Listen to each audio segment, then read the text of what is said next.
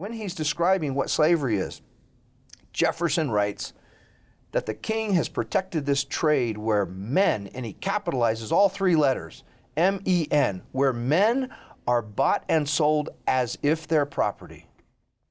Tom Krannawitter has been a friend for way too long, but that's because he's very, very old. He also runs Speakeasy Ideas, which promote a lot of free market ideas in a pretty clever way. I wanted to really dive into your love of slavery and why you think it's such a great idea. Well, my love of the story of ending slavery. Oh, all right. I misunderstood. Not my love of slavery. Yeah. Right. First of all, just a quick background. Yeah.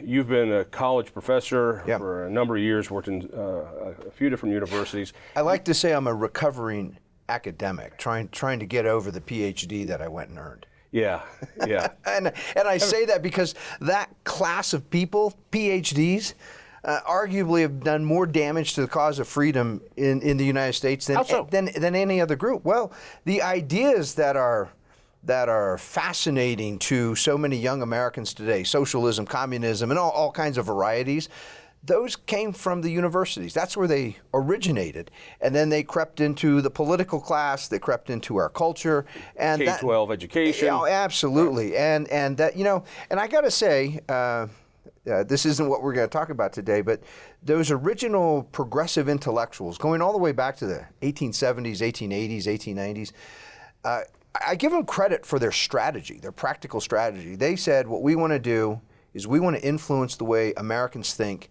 And they planned not for the next election cycle, they planned for the next 5 generations. You are singing my chorus, because it's so difficult in my situation to get people who are excited about politics, particularly funders, because funders like sizzle. They want Bob to win, they want Tom to win, that's what they want. They want this to pass and that to fail.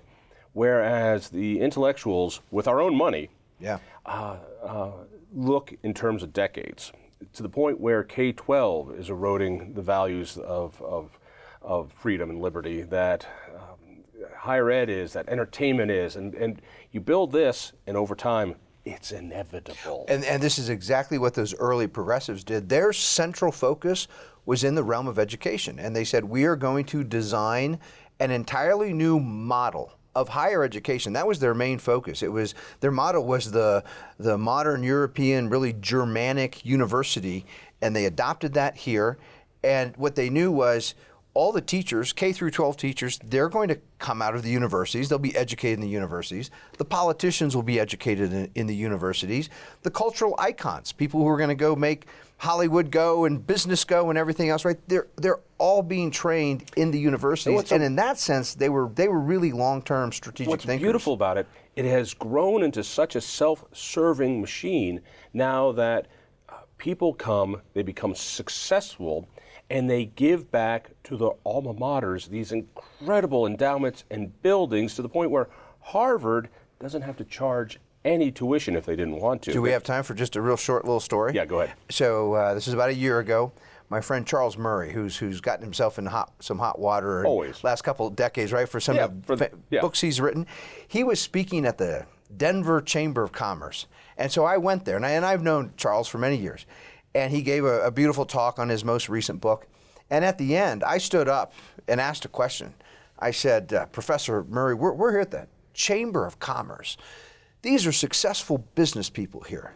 And many of them, you know what they do when they're successful? They write out checks to the very universities that are trying to destroy the freedom that allowed them to be successful. Would you please address that? And he chuckled. He said, my friend Dr. Krannawitter is absolutely right.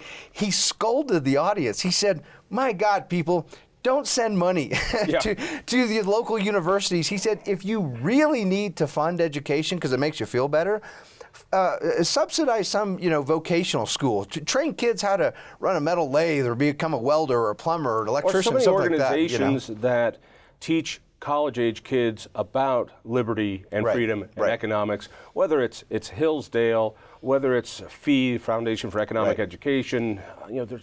There's so much that could be done. But you're absolutely right. And there's only one thing about that intellectual movement that angers me more, is that they expect people who get PhDs to be called doctor. where, let me tell you, if you can remove my appendix without killing me, I will call you doctor.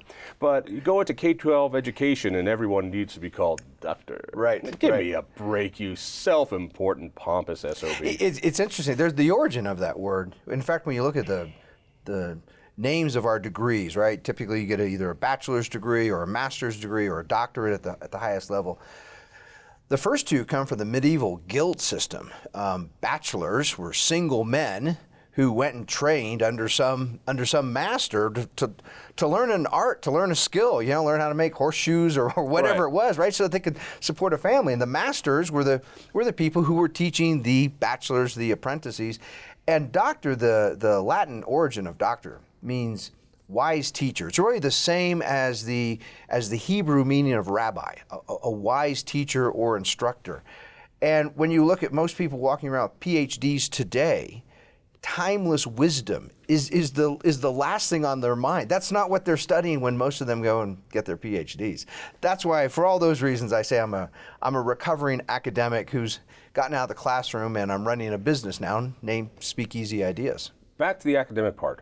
Your area of expertise was Civil War, Lincoln Scholar. You've written books on this. This is, like many historical scholars, this is a time of, I think there are more books about Lincoln than there is about any single individual in American history. There are more books about Lincoln and the Civil War than books about Socrates, Jesus, and Shakespeare combined. It is an enormous mountain. The last time I checked, over 17,000 volumes written about Lincoln and the Civil War. I always joke with graduate students. I say, whatever you're going to write on, stay far away from the Civil War, because the lit review is impossible. Who can possibly get their mind around 17,000 books? All right, so let's dive into not only the project you're doing, talking about slavery, but the history of it. First of all, you're doing a unique thing, and let's pimp this first. Okay. Which is, a lot of people want to learn about the Civil War, want to learn about slavery, want to learn about the culture and the times. And so they go to Ken Burns, which is awesome, and it's great, and you can do it in the comfort of your own home. They sometimes go to classrooms. I have an aversion to classrooms, just pure PTSD. Right. I don't want to do it. You're doing it in a nightclub. Yeah, we're doing it with booze in your hand. That's and right. let me tell you, I appreciate that. Thank you.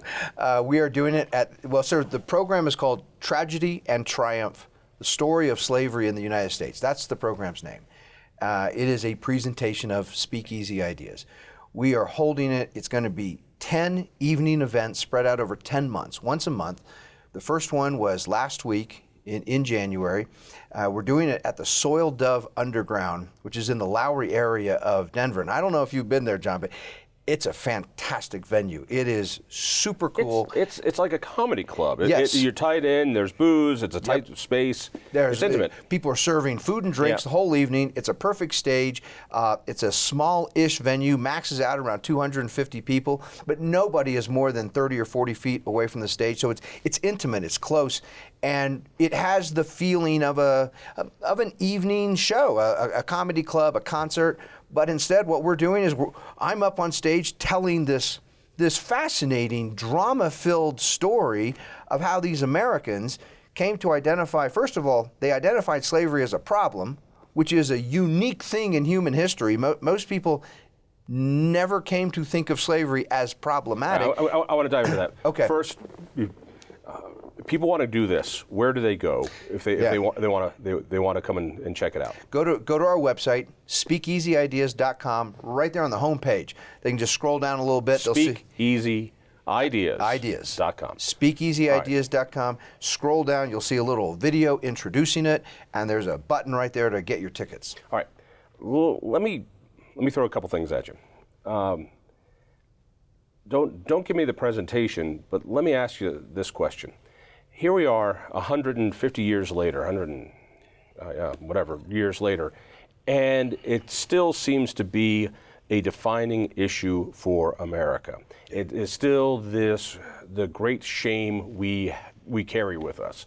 I look at I keep hearing that racial tensions are worse than they've ever been, and that always makes me laugh, because No, there's not a civil. We were shooting each other. Right. 5% of the population was wiped out right. fighting over racial issues. So don't tell me we're more polarized now than ever. I don't buy it. For me, on the issue of race relations, there's no statistic about are you racist. The closest statistic I can find is interracial marriage, which continues to skyrocket year after year after. We all know interracial couples. You know, we're so damn racist.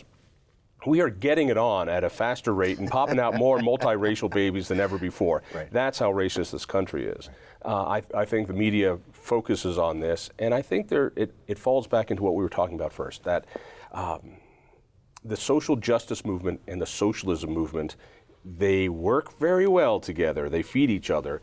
And so pushing social justice is another way to push redistribution. And we use the story of slavery as a way to say, this is what it is. I've got a black buddy, and over drinks is like, all right, tell me, what's the real beef? What is it you want? Mm-hmm. You know, the royal you. Right. What is it? And he went back to say, we were promised 40 acres and a mule, which, not really, but I understand the point. Right. And the idea was there was no reparations when they were freed. There was no way, and I think it's a legitimate point. And so I want my 40 acres and a mule, or whatever the equivalent is. At which point, my feeling is, even if we could do that, are you telling me all this would end? All the social justice-ness, all the pushes for socialism would end? I don't buy it. Let me ask you the first question. Let me address that here for a moment, because that kind of, to me, that's coming at the subject from entirely the wrong direction, 180 degrees wrong. The assumption there, the unspoken assumption is, well, of course the Americans should have abolished slavery, and of course they should have done it immediately, and of course they should pay anyone that had been injured in that terrible institution, as if the Americans created this problem. One of the things we did in our first event at Tragedy and Triumph is I laid out the global world historical context of slavery. This is an institution that's been around not merely throughout human history, but going back into prehistory. That is, human beings were alive before they started to write things down. That's what scholars call prehistory or prehistorical man. Some scholars like David Breon Davis have made the argument he's quite liberal in his politics. He's progressive, and he's a skilled historian of the most ancient times. And he has demonstrated to persuade me that slavery goes all the way back more than 10,000 years when the first human beings started to domesticate animals.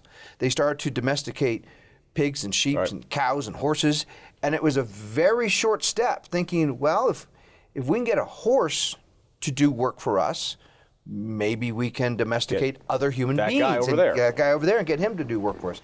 And here's the point. This horrific, unjust, heinous institution has been around since the beginning of human time. The first question I like to ask is, why didn't anyone else lead abolition movements in the course of 10,000 years? Excuse me, Moses? Even Moses.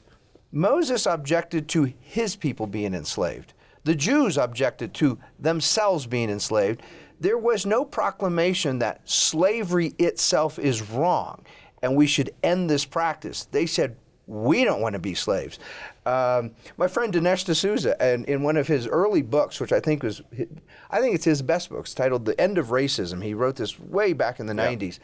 And he quotes in there some European, they're Christian abolitionists who are traveling in Africa, trying to proselytize these tribal chiefs, turn them into Christians. And they're sitting around the campfire after dinner, and they're smoking and drinking, and the subject of slavery comes up. And these Europeans try to persuade these African tribal chiefs that the practice itself is wrong. They should get rid of slavery. And these African chiefs look at these Europeans in such a confused way. They say, what do you mean it's wrong? It's a fact of life. It's like gravity. You can't get rid of it. The only question is, are you going to be the slave or are you going to be the master? But there's no option of getting rid of the institution. I think that's the way most people throughout most of history looked at it. That makes what the Americans did fascinating, thrilling. Let's go way before.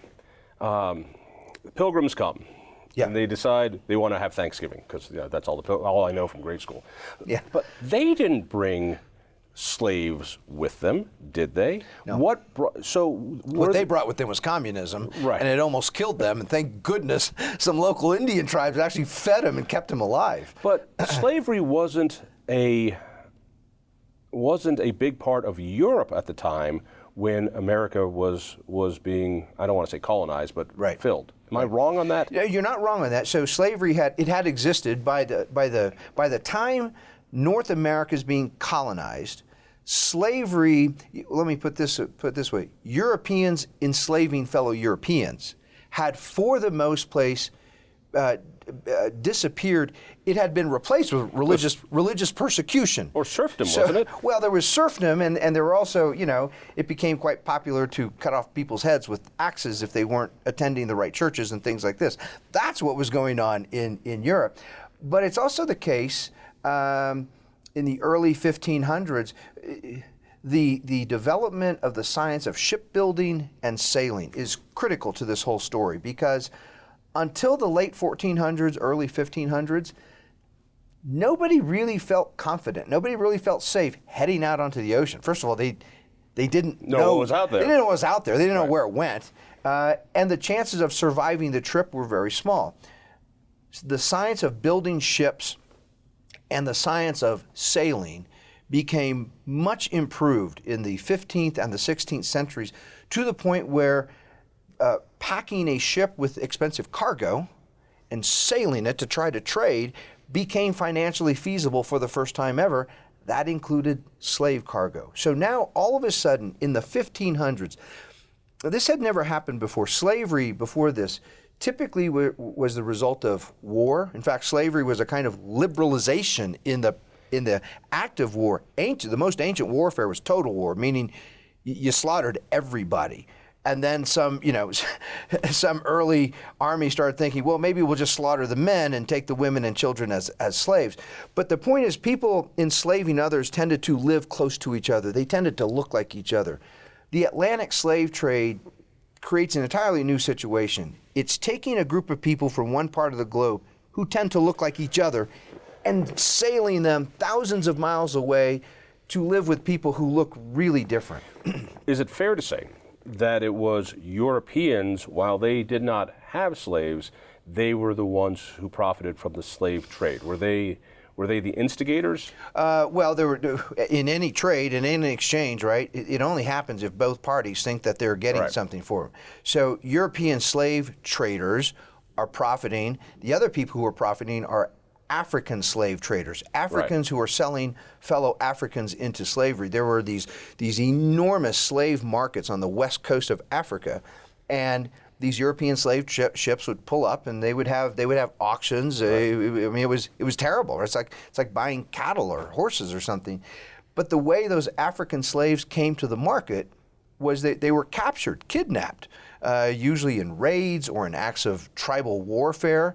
It was Africans selling Africans. They were making a lot of money. In fact, to the point, in the 18th and 19th centuries, as France, England, the United States, as they're moving towards abolishing slavery and the slave trade, African tribes are sending delegations to Paris, to London, to Washington, D.C., to lobby those countries to keep the slave trade going, because that's their major export. They're making great money on it. That's right. So the imagery I'm getting here is, while we think that that slavery was this American institution, it was a world institution that came along with the settlement of the United States. Correct. All right. So I get it. And answer real quickly, why is it then during that settlement it was the South that had a slave population as compared to the North? While colonization was going on, before the Revolution. Well, it's everywhere. Slavery is in the North as well. In the North as well. Boston, at one point prior to the Revolution, Boston was the largest slave port in the colonies, in the pre-revolutionary colonial British North America. It existed everywhere. And this is what makes the revolution so fascinating, is the fact that these people who grow up in a world of slavery, they're surrounded by slavery. It's this old historic tradition as part of their culture. Nonetheless, they stand up and declare their independence upon this abstract idea. They say, we hold these truths to be self-evident, that all men are created equal. And what that means is every human being has a natural rightful claim to his own person, to his own property, to his own freedom. And as they described that, they actually meant all human beings. All human beings, including the very human beings who were being enslaved right in front of their eyes. Let me throw this out there, and then let's dive into Jefferson for a bit, because as you know, Jefferson invented slavery. He wrote it. He wrote it in. First guy to come up with it. It was an amazing invention of his. For those in the audience who don't know, John's being facetious right there. The Declaration of Independence says all men are created equal. Yeah. Even though the guys who wrote it didn't see black people as men. They did. I might have stole this from you. So, in which case, take it as a compliment. Okay. The Pythagorean theorem that says A squared plus B squared equals C squared. There you go. It was true before they discovered it. Before Pythagoras discovered it. It was true after he discovered it.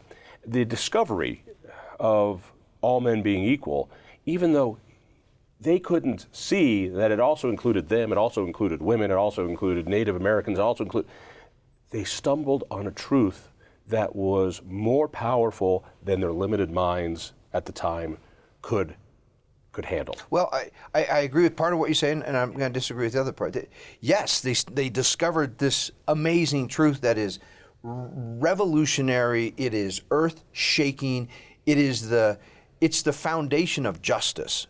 The fact that justice begins. The whole premise is to identify a human being as a human being and treat him as a human being, right? In my terms, as a sovereign, you are a sovereign country unto yourself. Yes, and that means not identifying a human being as a non-human animal who should be domesticated or have a leash put around him or something like that. The Americans stumble into that, and what's amazing to me, this took years of research to figure this out. When they said all men are created equal, they actually meant all human beings. They meant women too. They meant people with black skin. The case of the Declaration, the proof is contained right there in the document. So the Continental Congress had adopted a resolution by Richard Henry Lee for to be independent from Britain. To separate. Britain. But the Continental Congress wanted something more. They wanted a formal declaration explaining why they were going to be independent. So they established a committee of 5 people to go write a Declaration of Independence. And on that committee was Thomas Jefferson and John Adams, Ben Franklin, among others. And Adams went to Jefferson and he said, Tom, you need to write this draft for 2 reasons. Number one, you are 10 times a better writer than I am. And that had to pain Adams because Adams had a huge ego. And he said, number 2, I'm John Adams. I'm kind of a jerk. I have enemies everywhere. If I write this, a lot of people are going to dismiss it or reject it just because it came from me. At that time, Thomas Jefferson was relatively unknown outside of Virginia. So Jefferson writes the first draft. And it's a beautiful document. It's more or less what ends up being the Declaration. There are some edits made and some changes. But in that middle part where the Declaration is listing all those grievances against the king. By the way, I love that part. We always talk about the first part. Right. We always talk about our lives and sacred honor, the ending part. But there's this meaty part in the middle where we list the grievances against the king. It's a blueprint for constitutional government. And so many of those grievances can hold up today. That's right. That's right. He has sent swarms of bureaucrats, right, to eat out our substance. So, right, yeah, you talk about or having the place of governmental business to be in a far place, I forget the terminology, too far to actually be able to have a job and get there and do your bit. It's like, wait a second. That sounds like the DMV to me. If you take those grievances against the king, what you find is a blueprint for constitutional government right there. There's all the lessons for constitutionalism are there. Well, in writing those grievances, Jefferson pens the longest accusation against the king, far and away the longest. It's a lengthy paragraph. And it is for the crime and the sin and the injustice.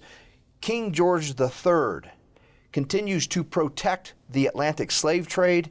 He continues to protect the institution of slavery.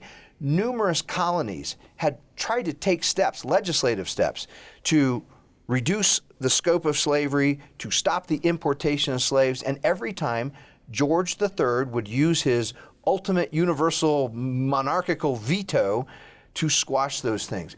And in that, when he's describing what slavery is, Jefferson writes that the king has protected this trade where men, and he capitalizes all three letters, M-E-N, where men are bought and sold as if they're property. That's how Jefferson describes slaves. They are men being bought and sold as if they're property. And so the point is, when you connect that with that famous second sentence, we hold these truths to be self-evident that all men are created equal.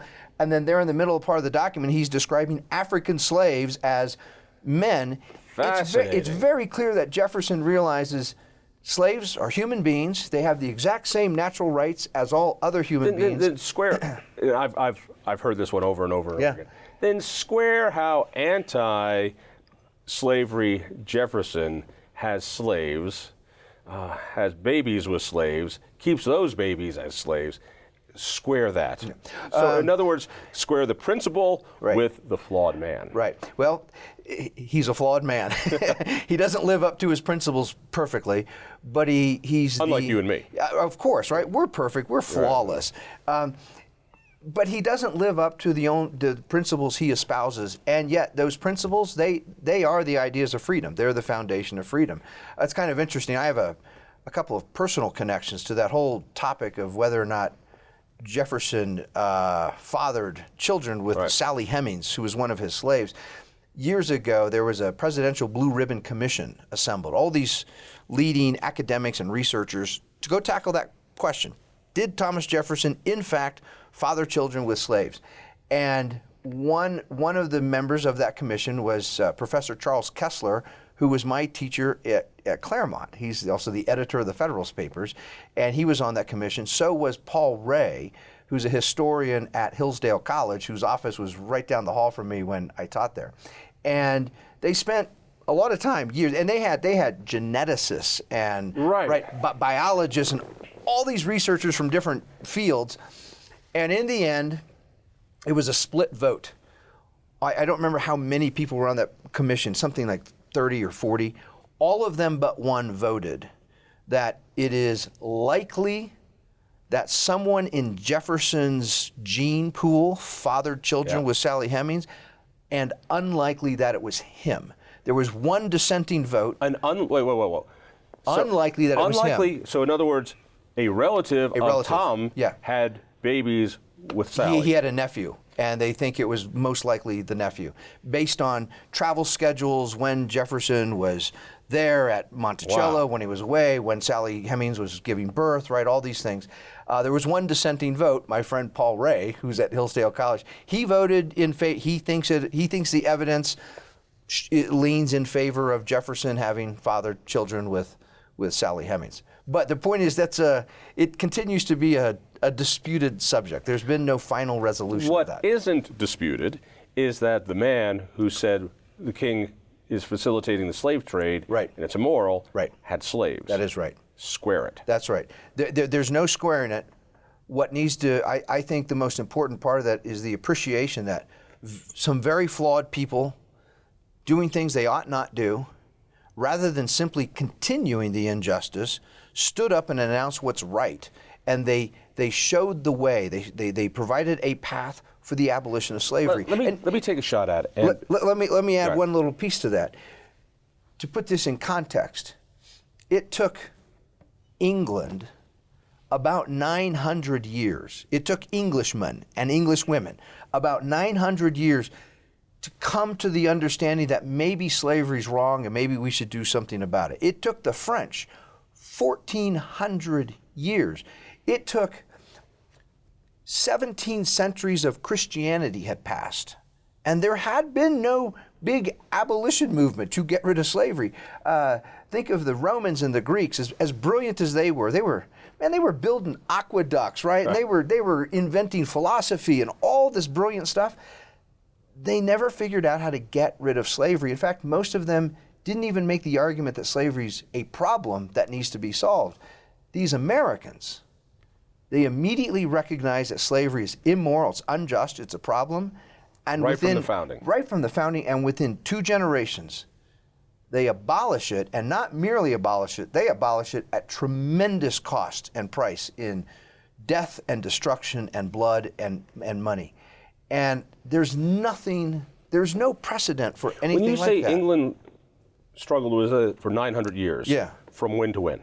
From the time that England becomes a recognized sovereign nation, throughout most of its history, English people didn't see slavery as some problem to be solved. Was it because they didn't have any? Oh no, they had it throughout most of their history. It was considered to be traditional. That's the way things are. We have a terrible way of looking at the past through our current generation's eyes. We do it all the time. Yeah. And I get it.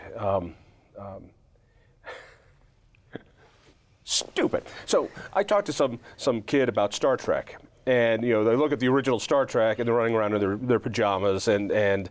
And I go, no, you don't seem to understand right. how great this right. was. The fight I have about Sergeant Pepper, that you have to, when you listen to Sergeant Pepper, if you listen to it in your ears in early 1967, yes. It's mind-blowing. Yeah. And there's something, 50 years later, it's comfortable. You don't get it. Right. You can do the same thing with classical music. You can keep going back and back and back. We always have this tendency to see these things. And so when we look at the founders and go, evil white guys. Yeah, we're making that mistake. We go back and we're looking at it through our current, which by the way, we have no choice. It's our current eyes, but without a sense of appreciation of how wildly revolutionary, how wildly different that was. One of the things I like to do is I'm part teacher, part performer, part artist. When I'm up on a stage, I like to try to invite people into thinking, looking at the world in their eyes. So I will emphasize, when we talk about the founding fathers today, we tend to think of them as adults, right? We build the statues we think of them as adult men: Madison, Hamilton, Jefferson, Washington, all of them. They were all children at one time. And so just imagine a little Tommy Jefferson, right? 2 or 3 year old little shit running around. And then his buddy Jimmy Madison is right over here, right? And Georgie Washington. And what was their world? Their world was a world where white people enslaved black people. That is what they saw everywhere. That's all they had ever known. We today go to any local state university, and you'll hear all kinds of celebrations about culture, right? How important our culture is. We celebrate culture. We tell people to embrace their culture, be proud of their culture. Well, the culture of the founders that they grew up in was a slave-holding culture. That was their culture. And by golly, those guys, at different points in their life, as they're growing up, they step outside of their own culture and they judge it. And they say, there's something rotten there. There's something bad in our culture. We don't want to celebrate it. We don't want to continue that. We want to fix the problem. It's a thing of incredible beauty when you think about it from that point of view, that they looked at something different. And so now I understand that these guys are vilified. Statues of Thomas Jefferson are being taken down because he's responsible for genocide. When in fact, if you take it from his upbringing, you realize what a huge step it was. Let me ask you a technical question. On the Declaration, life, liberty, pursuit of happiness. Yeah. I believe that was founded largely on the Virginia Compact, but Virginia Compact, didn't it say life, liberty, and property? That was life, liberty, and the property was the more common sort of trinity of rights. Remember, even in the Declaration, it then says among others. So the point is, this isn't meant to be some comprehensive. What changed it? Comprehensive list. I mean, because I wish property was still in the Declaration. I agree. Because our property rights are constantly under assault, and redistribution makes it worse. The regulatory state makes it worse. I wish it was clear in our founding, which it is, but I wish it was brought forward. Well, why was a change made? Well, this has taken me, I've been studying the Declaration of Independence for 25 years, writing about it, teaching it. And it took me a long time to realize when the founders talked about natural rights, they meant the nature of a human being. We are free beings. And so when you talk about individual rights, such as the right to life, the right to liberty, the right to your personal private property, the right to pursue happiness, the right to free speech, the right to religious liberty, any of these things, they're all aspects of one phenomenon. The phenomenon is a free human being. I've started talking when I talk and write, I tend to use terms more like our natural rightful claim to our own person, to our own natural freedom. Now that includes anything that I've created, as well as anything I say, as well as however I want to worship God, right? These are all aspects and how of I wish to defend myself. How to defend. These are all parts of our natural freedom. I think Jefferson introduces the pursuit of happiness because he worried that property was somehow too low-minded, too narrow, that people would think of property as merely your house or your land, and he wanted something bigger and higher-minded, a bigger scope. So pursuit of happiness arguably comprehends all those other things. However, I say that, and I'm going to contradict myself, when the founders talked about property, they talked about property as comprehending everything else. Madison has a beautiful little essay on property. You can Google it and find it. It's very short. And he says in there that just as a man has a right to his property, so he has property in his rights. All the things we consider our rights, right? Speech and life and all these things, those are all forms of our property. So our property begins with the very first thing we own, which is ourselves, right? I own me. You own you. I have no rightful claim to you. You have no rightful claim to me. We're each our own property. All the other rights are contained within that idea: life, liberty, pursuit of happiness, free speech, all these things. The pursuit of happiness is an interesting phrase in that, we love the idea, and until somebody's pursuit of happiness includes flavored vapes. Right. Then it's a bad idea. If your pursuit of happiness is riding your motorcycle without a helmet, then we don't like it.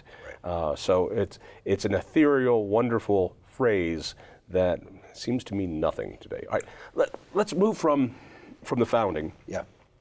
Let's bring it up to close to, not completely, but close to the Civil War. What happens there that changes this from an idea amongst elites, and that's where our founders were, they were the elites, who, as you said, pulled themselves out of their own culture to look at it and go, something is wrong with our culture, to within 2 generations, it begins to seethe to the point where common people are now pulled out of their culture as well, going, there's something wrong with it. No, there's something right with it. No, it's our tradition. It's our culture. It's a bad culture. It's a story filled with drama and incredible characters. I'm a student of political philosophy. I love the books. I love the great thinkers. I love John Locke and Adam Smith, right, and all these Montesquieu. And I used to place great emphasis on those thinkers when I would write about and describe the American Revolution. I've come to think that I'm still happy that those thinkers wrote their books, but I actually think they were less important now than I used to think. For this reason, those colonists, for 150 years, from the very earliest settlements up to the American Revolution, look, they were living by their own sweat. Right. They lived or died, right, by their own effort. And so when people like John Locke come along and make an argument, you have a natural right to your property, I think those colonists said, well, of course we do. I mean, they didn't. I built it. Right. They didn't need some lengthy theoretical justification. It just resonated with them. And so the ideas of the revolution were, if not universal at that time, near universal. I mean, if you asked ordinary Americans, said, do you have a natural freedom to worship the way you want to worship and speak the way you want to speak and do with your property whatever you want to do? The vast majority of Revolutionary era Americans would have said, yeah, of course I do, including many Tories who stayed loyal to the king. They would have said, well, yeah, I have a right to do with my property what I want. Comes from an English tradition. Right. And so we inherited natural law, which includes this idea we're sovereign. So this is very popular, very common, very undisputed in the period after the American founding, and then things start to change. Eli Whitney invents a device, the cotton gin. He's watching his cat one night. His cat has some burrs stuck in its fur, and the cat's sitting there with its claws picking out those burrs, and he gets an idea.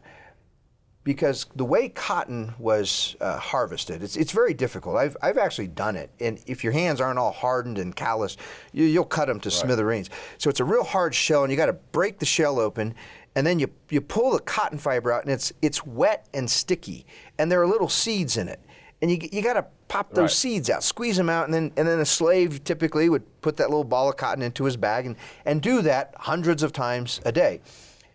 What the cotton gin did is it took away that step of squeezing the seeds out. You could just grab the cotton and put it in your bag and then shove a whole bunch of unprocessed cotton into the gin, and it would mechanically pull out those seeds. Now, as that cotton gin is being perfected, the engine that is also being developed is the steam engine. And the British in particular, they figure out how to take a steam engine and connect it to a loom. The loom is one of those great big things that goes back. It's how you. Basically, what you're talking about is the invention of the textile industry. Textiles, right? The power loom is We've how industrialized. Yes. Making cloth. And they need lots of cotton. And the question is, where are you going to get all the cotton to feed into these power looms? The American South is growing enormous amounts of cotton. So it is possible to make a lot of money off of cotton. So now there's a new financial incentive connected to slavery that didn't exist prior to those two developments. Other things are happening at the same time.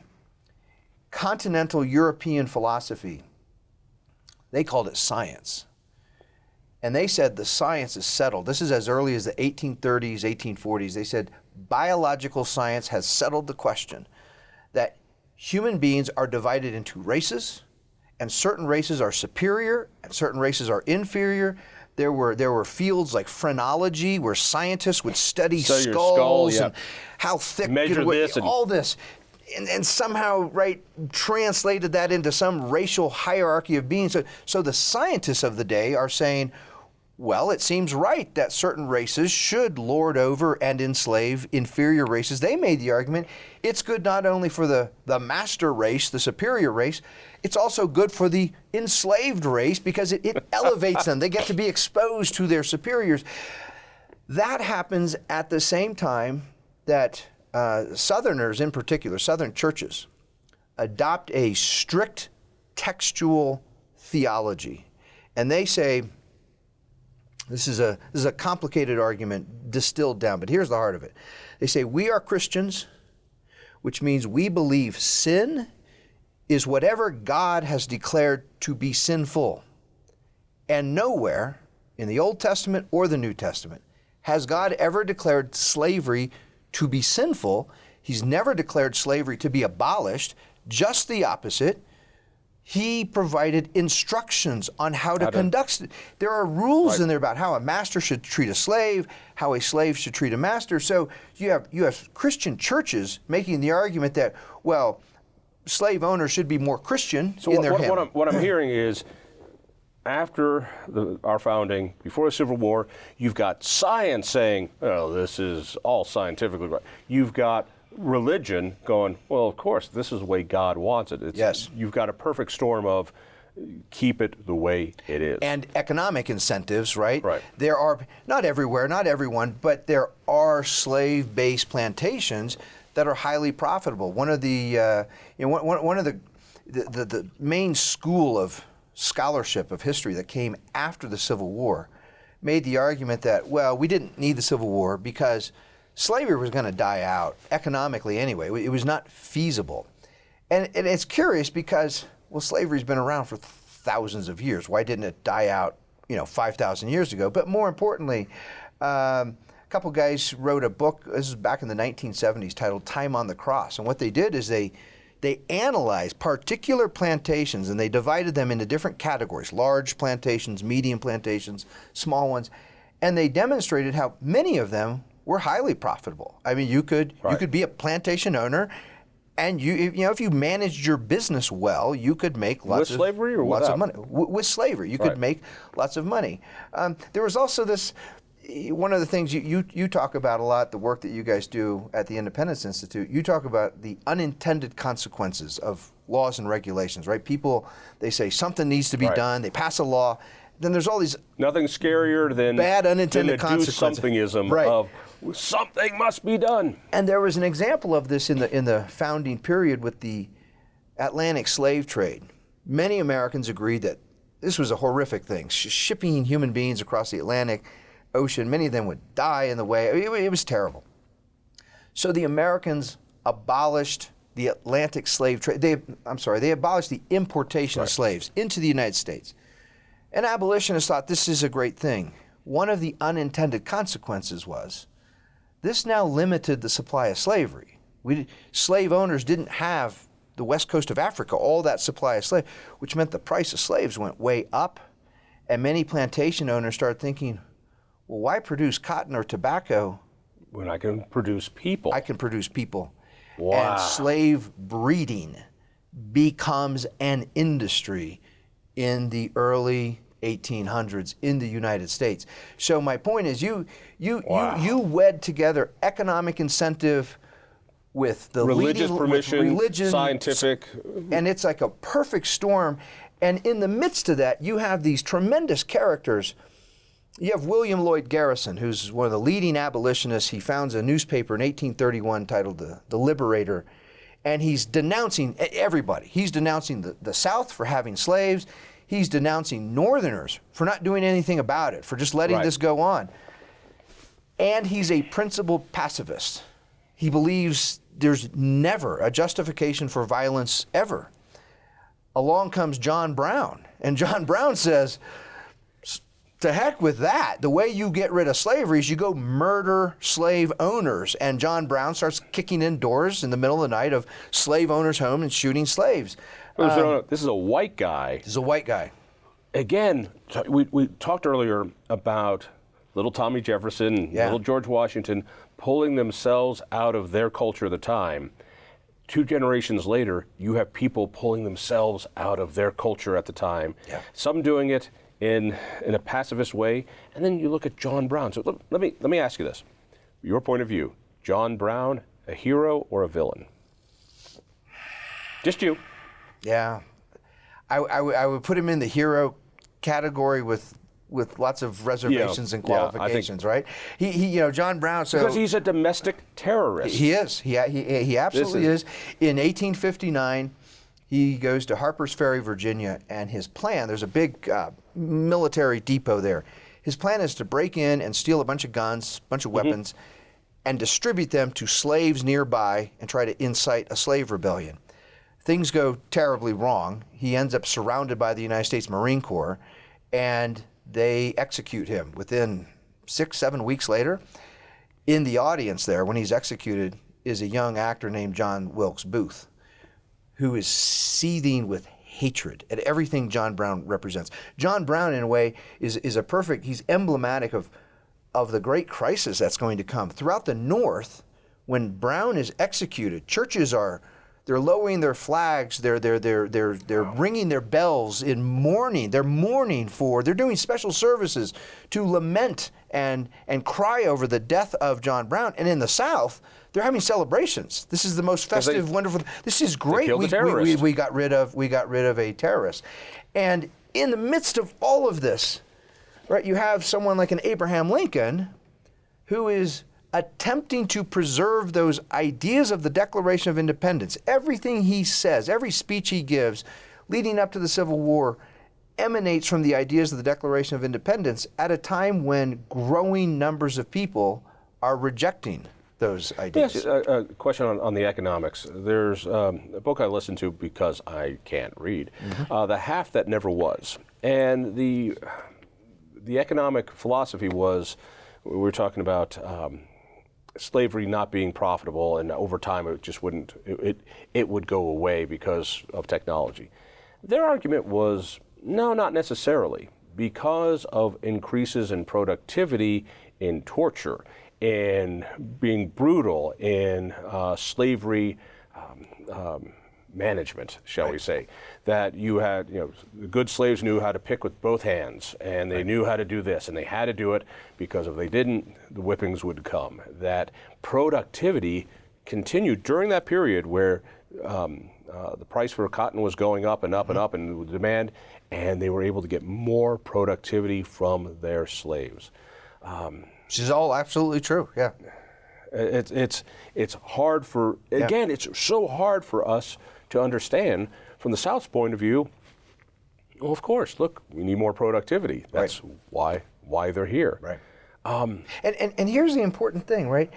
As this conflict is building and growing, and we today, we have the benefit of hindsight. We know what's to come. We know it's going to be this horrific, ugly war that raises all kinds of constitutional problems, moral problems. I mean, it's beyond imagination, I think, for most people today to really get your mind around what the Civil War was. Our population today is approximately 10 times what it was then. The United States was, I'm going to use round numbers here to make the math easy. It was about 30 million back then. We're about 300 million, little more today. 10 times as big. The death tolls then was 600,000. These are Americans slaughtering Americans. These are mostly, there are some courageous black units, and I want to be clear, these are mostly white men slaughtering mostly white men to get rid of black slavery. 600,000. A comparable civil conflict today would wipe out 6 million people. Be 6 million. Yeah, I mean, people. I don't think we have any. We in school we all took the lessons in Abraham Lincoln and the Civil War and Pickett's Charge and all the other good stuff. But it's hard to envision. And here's what's happening: as that tension is building, that cauldron is boiling hotter and hotter. At least Americans have the principles of their own regime, of their own founding, to draw upon, to make the argument why slavery is wrong and bad. And I like to point out, going back 100 years to say all men are created equal. It's why Lincoln, when he stands there at the cemetery at Gettysburg, he begins in that very famous, memorable way, 87 years ago. If you count back 87 years earlier, you arrive at 1776, right? And then he says, our fathers brought forth on this continent a new nation, conceived in liberty and dedicated to the proposition that all men are created equal. He's quoting the Declaration of Independence at the beginning of the Gettysburg Address. And for those people who say, well, Americans said equality, but they didn't believe it, or they had slaves, I say, well, what would you have preferred? Would you have preferred that the revolutionaries said, we hold these truths to be self-evident, that white people are superior to black people? Would you like that to have been the foundation of this country? It was the foundation of many other regimes. Let me ask you a question. So it's brewing. People are pulling themselves out of their culture. They're challenging their own ideas. Some are moving to terrorism to free other human beings. And it's hard for me not to say that's heroic. Right. What's going on in the rest of the world? That we think about this. What was the state of slavery throughout the rest of the world while we're having this internal fight? Well, let's be clear. let's talk about today, 2020. If someone, we're sitting here in the middle of Denver, Colorado. You and I could drive out to the airport and get on a plane, and within 2 stops tomorrow, we could be in the Sudan, in North Africa. And if we had enough cash in our pocket, we could buy a human being. And we wouldn't even have to go down into some shady cellar or basement. We could do it right in the light of day. My point is, slavery continues to exist today in various forms around the world. So we need to not make the mistake of talking about it as some anachronistic thing from the ancient past that's been long gone. But you have to concede, though, compared to the 1800s, worldwide slavery is a lot smaller. We're moving in the right direction. That's absolutely true. And by the way, the same thing in Asia, same thing in some Eastern European countries. Absolutely right. They're human trafficking. Right here in Colorado. Right here in the United States. There are people who are being trafficked right now. Right. But as an official policy, right. What was the state of the world while we were fighting this battle? Still legal. Legal throughout, for example, South America. While we're fighting this battle, Brazil is importing millions and millions of African slaves. Let me use the analogy. So the Trump trade war, we stopped trading with China. It doesn't mean that China's not sending things to all of our other competitors. Correct. So the slave trade from Africa doesn't stop when we say we're not importing anymore. And they're still exporting. And one of the reasons we were a small customer, the United States. Really? So the Atlantic slave trade goes on for about 300 years, roughly. And in the course of 300 years, 12.5 million human beings are stolen, kidnapped from Africa and sent, on slave ships. 12.5 million, and of those 12.5 million, about 400,000 end up in the United States. So it's a small percentage, about 3%. 12 million exported. 12.5 million, yeah. By force. Yes, by force, over the course of 300 years, yes. And so it's continuing in some parts. England is making steps to abolish slavery. They will abolish it legally throughout their entire British Empire in 1833. So after our founding, after our revolution, but before our Civil War. The French do it in 1844. All right, so back then, things happened a lot slower. So yes. The time between 1830s, 1840s, and 1860s, that's pretty much in the same window of time. So they're having that. Difference is England doesn't have their primary industry on the back of slavery the way that the South does. That's correct, and those are very different kinds of governments. They don't have the kind of federalism that we have under the United States Constitution. So under the Constitution, the national government has very few enumerated powers, and the Constitution grants to the federal government no power whatsoever to interfere with, to regulate slavery in the states. It is entirely a creature of state law. So what that meant was whatever the people of, say, Massachusetts wanted to do, and they're the first to abolish slavery legally in the United States. 7 years before the Constitution is even written, Massachusetts gets rid of slavery. That in no way affects South Carolina, right? So whatever the people of South Carolina want to do, they're free to do, whether that means keeping slavery or abolishing slavery. Here's something I find fascinating. From 1776 to 1800, that's 24 years, the United States becomes the greatest anti-slavery movement in all of human history. We stop the importation of slaves from the Atlantic slave trade. We stopped the spread of slavery to new territories. The Northwest Territory, the Northwest Ordinance prohibits the spread of slavery. That's that big chunk of land that will later become Michigan and Ohio and Indiana. We confined slavery. Basically what the founders did is they treated slavery like a cancer, and they confined it to where it existed, and then they worked state by state to get rid of it, and they did get rid of it in half of the original states. Now I look at that, and I think, who in the world would criticize them for not acting quickly enough, for doing too little or doing it too slowly? The world had never witnessed anything like that. And that's within a constitutional Republican form where, it's easy if you have a king. If you have a king who can simply issue a decree, well, it's easy to get things done. We don't have a king that can issue a decree, at least. Let me get to some sticky questions. Lincoln, hero or villain? Hero. Let me make the case for villainry. Okay. That the first big push for removing state power and centralizing it in a faraway land started with Lincoln. Yep. Suspending habeas corpus. He wasn't talking to a Ukrainian, but he didn't get impeached for that. The amount of centralization of power, conscription, yes, what he did on slavery, crucial.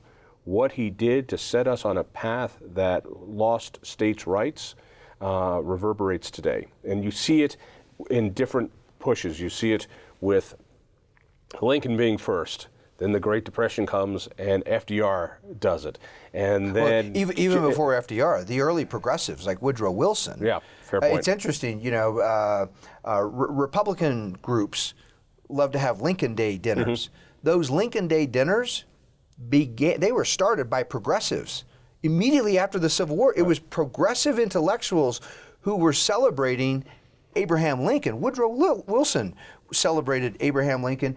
And in the most curious way, they did not adopt the principles that Lincoln was upholding, the Declaration of Independence. In fact, they ridiculed those principles and rejected them.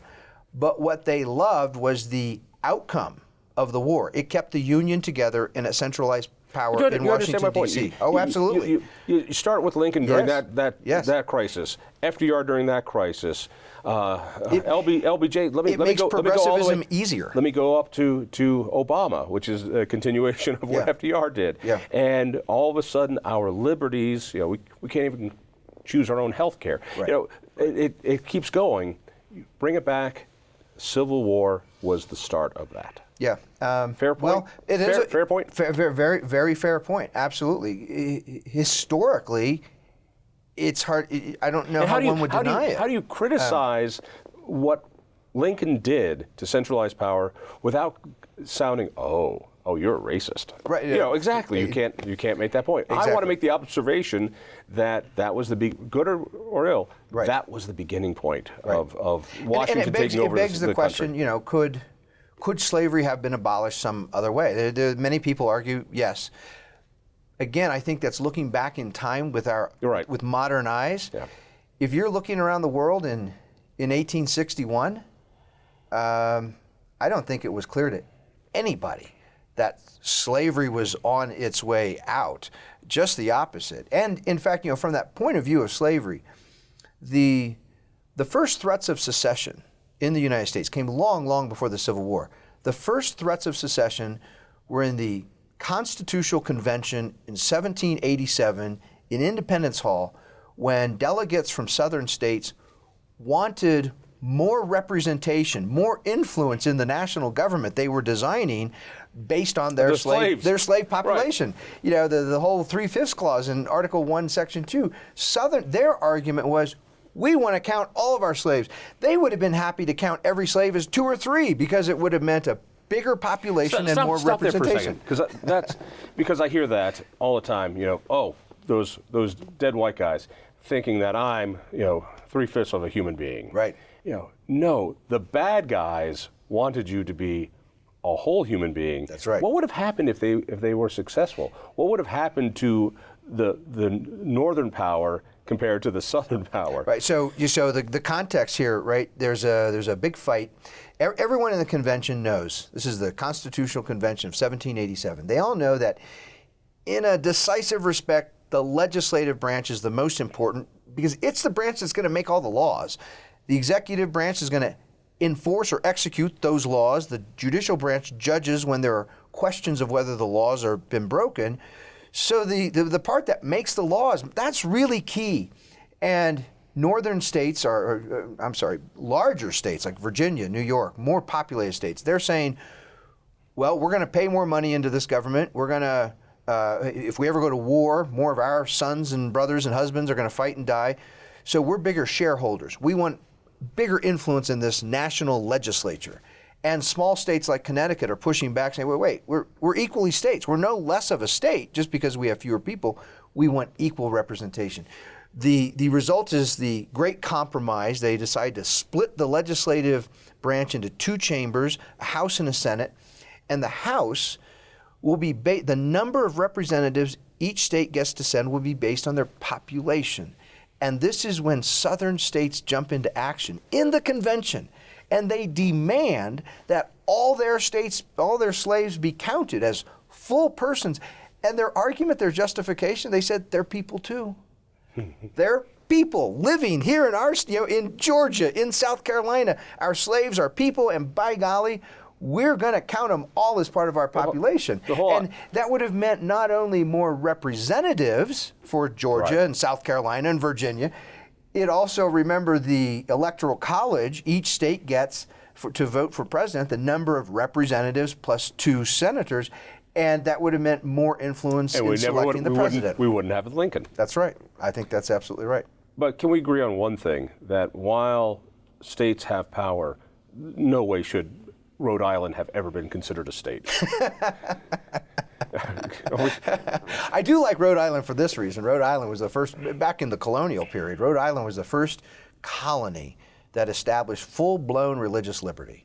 The earlier, the Pilgrims up in Boston, they were basically theocratic tyrants. They were doing horrible things to each other in the name of religion, and Rhode Island comes about as a kind of little safe haven to say you're free to worship any way you want or not worship at all. And so there's a freedom there in the establishment of Rhode Island. Let's bring it closer to today now. Okay. All right. We know the history. We know the history of Jim Crow and the ugliness of that. Yeah. We understand where, I'm assuming you understand where the presumption of white privilege comes from. And I think there's a lot to that, to say, you can't look at slavery and go, and what people who are white have built compared to the disadvantages over that in Jim Crow. So therefore, now let it be resolved that social justice demands that we somehow equalize this now.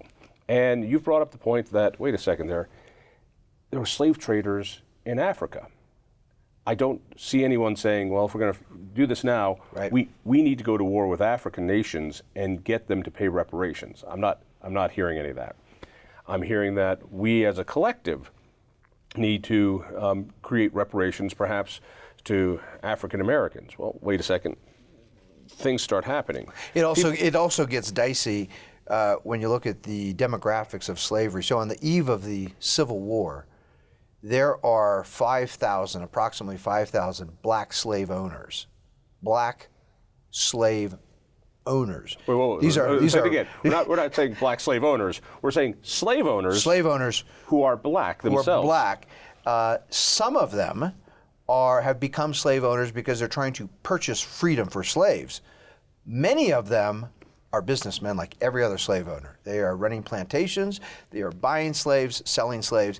And then it gets really dicey, right? When you ask the question, well, what do the descendants of black slave owners owe to the descendants of black slaves, right? I would answer. Let me throw in another one, which is, does anyone in the North owe reparations? Does anyone whose ancestors paid the ultimate price to free slaves with their lives? It seems like that family has already paid. Matter of fact, they're due reparations. Yeah, let's look at a famous case, Lincoln. Right, Lincoln never owns a slave. He's a white male. He's a United States citizen. He never owns us. He never has anything to do with slavery. He leads the fight to get rid of it, and whatever one thinks of that fight, he was the one making that fight happen. It results in the elimination of slavery, and his reward was a bullet blasted through his brain. He was assassinated precisely because he was leading the effort to get rid of slavery and talking about, offering citizenship and voting rights to newly freed slaves. what does Lincoln owe? What do the descendants of Lincoln owe? He gave the ultimate price, as did hundreds of thousands of Americans, to try to live up to our own principles, our own standard. And here's where I tend to turn this whole discussion. I say, let's look at the goal. The goal to me is very clear. The goal of a just society is equal protection of the laws for the equal natural freedom and private property of every citizen. If we can hit that mark, we're done. I mean, there's no getting beyond that. That is the goal. And so anything that gets us closer to equal protection for equal individual rights, why not is the right way. Results? You're saying equal protection. Equal protection. All right, we are closer to that than we've ever been in human existence. I'm not saying we're there. Yeah. We're as close as we've ever been, and we've got a lot to be proud of. But a social justice fanatic would say, whoa, doctor, that's nice for you, Mr. White Guy, but we need equality. We need to even it up, meaning I need some of your money, right, one way or another. And that's how we're going to equal this up. Yeah. So two things I would say in response. One is, in the scales of justice, measuring these kinds of claims and debts and sacrifices is impossible. It's impossible to get any kind of accurate measurement. How much is the suffering of a slave worth? How much is the sacrifice of life of some Union soldier member worth? And how do we weigh these things? I can't come to any kind of objective answer to that. Let me put it in a different way. How do you explain to a new legal immigrant who's paying taxes, you need to pay taxes on driving Uber so that we can give reparations to Michael Jordan, right, because he's black? Right. That's absolutely correct. And in fact, the vast majority of United States citizens today, if you trace their ancestry back just a few generations, you find it goes all over the world. Their ancestral lines do not go back to slave owners. Let me give the social justice argument. Yes, that's true. So Caldara's relatives ancestors come after. But thanks to the head start that whites had coming into the United States because of slavery, right, because not that there was any discrimination against Italians or Catholics, but it wasn't nearly as bad, right, as being enslaved. But you built your wealth on what was coming, while Jim Crow was keeping down a whole nother race. Right. So yeah, you weren't here during slavery, but you benefited from it. Well, give me a response to that. A couple of responses. The first is, you mentioned Jim Crow there at the end, and it's true. If someone wants to identify the group, the organization most closely connected to the oppression of black people in the United States, then the answer would be the Democratic Party. The Democratic Party, more than any other I'm talking about a formal organization. I challenge anyone to point to a formal organization that can be identified causally with the oppression of black people more than the Democratic Party. Let me jump on that on behalf of anybody who's watching. Okay. Listen, you bigot. How can that possibly be? They're the ones who pushed for regulations changes. They're the ones that have wanted to transmit more wealth to people of color. They wanted to do more, and black people vote 95% for Democrats, right, most lockstep racial voting bloc there is. How can you possibly say that they've done more damage? Easily, because after they figured out they could no longer oppress black people in the United States, they started to buy and bribe votes from black people. And that's basically the big change that people want to talk about in the 1960s. It's not that Democrats became Republicans or Republicans became Democrats. The real significant change is that Democrats went from terrorizing black people and trying to oppress them to buying and bribing their votes with subsidy programs.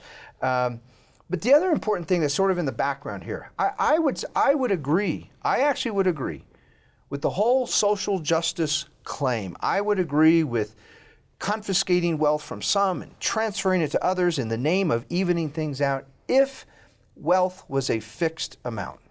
If there was a fixed amount of wealth in the world, and this group of people over here did in fact steal it and rob others and rip people off, and that's how they got it, then yeah, they should give some back. But one of the great insights taught by your folks at the Independence Institute is that wealth has to be created. It can be created. And that is, to me, that is one of the most hopeful ideas ever contemplated by the human mind, because it means no matter what condition you are born into, you might be born into poverty, into bad situations, but if you can create wealth, you don't have to die that way. As long as you're secure, as long as you're protected in what you do and what you produce, it means you can create wealth. And this is one of the lessons. Are you just some white guy? Are you just some white guy telling black guys, pull yourself up from your bootstraps? I'm a guy telling people, stop thinking about yourself so much and look at what other people want and need and value. Really think about what other people value, and then start figuring out how to produce that, how to deliver that, how to do something that other people value. And as you become more valuable to other people, you're creating wealth for yourself. And that phenomenon, that fact of reality that we can create wealth, means all of us are capable of improving our lives if we want to, as long as we're secure, which points to the end goal, where we should be heading: equal protection for the natural freedom, for the private property of all citizens. Anything that moves in that direction, I support, and anything that moves in the opposite direction, violating property rights, controlling freedom, regulating people, I tend to push back against.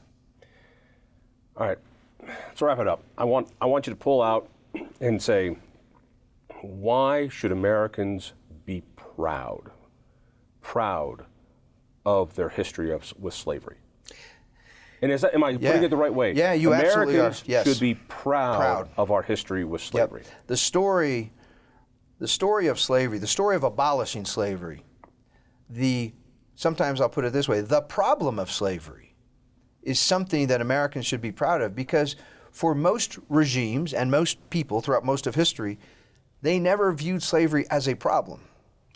The Americans, before the ink was dried, and that's an old cliche, but in our case, literally, even before the Declaration was written, these revolutionaries thinking about this idea of universal, equal natural rights, they're talking with each other about, yeah, that means this institution of slavery, this is problematic, this is wrong. We got to do something to get rid of this.